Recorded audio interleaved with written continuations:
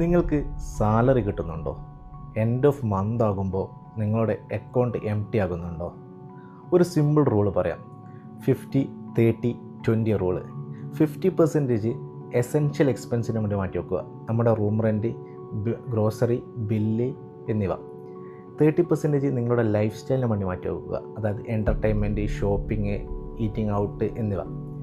20% നിങ്ങളുടെ ഫ്യൂച്ചറിന് വേണ്ടി മാറ്റി വെക്കുക. Investment, life insurance, mutual fund, term insurance എന്നിവ. മോസ്റ്റ് പീപ്പിൾ ചെയ്യുന്നൊരു മിസ്റ്റേക്ക് എന്താണെന്ന് വെച്ചാൽ 20% ബാക്കി വന്നാൽ ഇൻവെസ്റ്റ് ചെയ്യാമെന്ന് കരുതുന്നതാണ്. അതേപോലെ മോസ്റ്റ് സക്സസ്ഫുൾ ഇൻവെസ്റ്റേഴ്സ് ചെയ്യുന്നത് 20% ഇൻവെസ്റ്റ് ചെയ്യുന്നു, ബാക്കി വരുന്ന തുക അവർ ജീവിക്കുന്നു.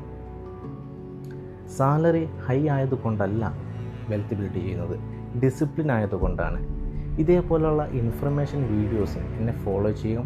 അതേപോലെ നിങ്ങളുടെ അടുത്ത സുഹൃത്തിന് ഇത് ഷെയർ ചെയ്യുക.